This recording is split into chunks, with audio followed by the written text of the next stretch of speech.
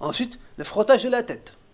Donc maintenant, passer les mains mouillées sur la tête. Donc on va commencer, pareil, à l'endroit où poussent les cheveux habituellement. On va maintenant aller jusqu'à la nuque, jusqu'au trou, le petit trou qu'il y a dans la nuque. On va frotter comme ça. Et donc le fait de frotter donc une fois, la tête comme ceci, est une obligation. Frotter comme cela, c'est ça l'obligation. Donc également, il faut voir que ce qui est derrière les oreilles fait partie de la tête. C'est pour ça qu'on va mettre les pouces ici, on va les faire tourner comme ça, et comme ça on va frotter ce qu'il y a derrière les oreilles. Et donc en frottant la tête. Ça, revenir qu'on verra que c'est sunna.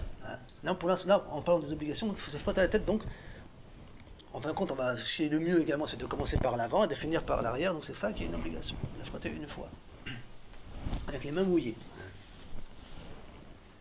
Puis le frottage de la tête en passant les mains mouillées sur sa totalité. Ses limites vont de l'endroit habituel de la pousse des cheveux jusqu'au creux de la nuque. Ce qui est derrière les oreilles, ainsi que les tempes, font partie de la tête, ce qu'il faudra également frotter. Là. Ensuite, donc, puis le lavage des pieds, chevilles y compris. Donc on va laver les pieds jusqu'aux chevilles. Et par contre, frotter entre les orteils des doigts des pieds et mandoub, c'est apprécié, mais c'est pas obligatoire. Contrairement aux doigts des mains, on a vu que c'était obligatoire. Donc, laver les pieds. Non. Ensuite, puis la friction, qui est le passage de la main sur les membres lors de leur lavage. Donc on avait vu également qu'on a parlé de laver, que laver c'était verser l'eau et frotter. Donc la friction, le fait de frotter est une obligation en elle-même. Donc frotter le visage, frotter les mains, frotter les pieds, c'est une obligation, la friction. Le dalk. Non. Et finalement, puis la friction, qu'est-ce que c'est que la friction? Qui est le passage de la main sur les membres lors de leur lavage. Donc ça c'est une obligation. Ensuite, et dernièrement, est de faire l'ablution d'une traite, sans interrompre le lavage des membres pendant un temps qui leur permettrait de sécher avant la fin de l'ablution. Donc, al-fawr, c'est-à-dire que de faire l'ablution d'une seule traite, est également une obligation. Imagine maintenant, moi j'ai lavé mon visage, je sors faire un tour, discuter avec mes amis, je reviens une demi-heure après, je lave mes mains, l'ablution n'est pas valable. Pourquoi? Parce que j'ai coupé, j'ai séparé les membres d'un temps considéré comme long. Par contre, les séparer d'un temps considéré comme court n'est pas problématique. Qu'est-ce qu'on considère comme court? Quel est le temps court? Quel est le temps long? Donc, le temps qui permettrait aux membres, s'il était mouillé, de sécher dans des conditions habituelles est considéré comme long. Imaginons si je lave mon visage, j'attends un temps suffisant pour qu'il soit sec, qu'il est séché. Maintenant que je veux continuer à m'ablutionner, on va considérer que ce temps-là est long. Pourquoi? Parce que le dernier membre lavé a séché. Donc il faut faire l'ablution de façon comme relativement rapide et pas attendre un temps qui permettrait au dernier membre lavé de sécher avant de continuer. Voilà. Maintenant, si on recompte, on va bien voir que ça va faire 7.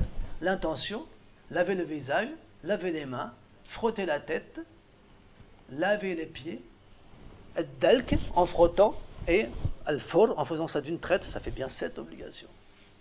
C'est 7 obligations. Non.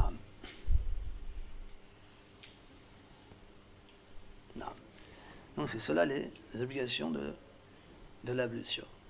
Non. Au niveau de l'ordre des ablutions, est-ce que c'est sunnah? Oui, donc là tu vois ça va venir Inch'Allah dans les sunnahs que c'est effectivement l'ordre est sunnah, mais ce n'est pas obligé. Donc quelqu'un qui ne respecterait pas cet ordre-là, qui laverait d'abord par exemple, laverait d'abord ses pieds, ensuite laverait son visage par exemple, etc. L'ablution serait considérée comme valable quand même. Il n'aurait pas bien fait parce que c'est la sunna de l'ordre, mais l'ablution est valable. L'ablution est valable. Non.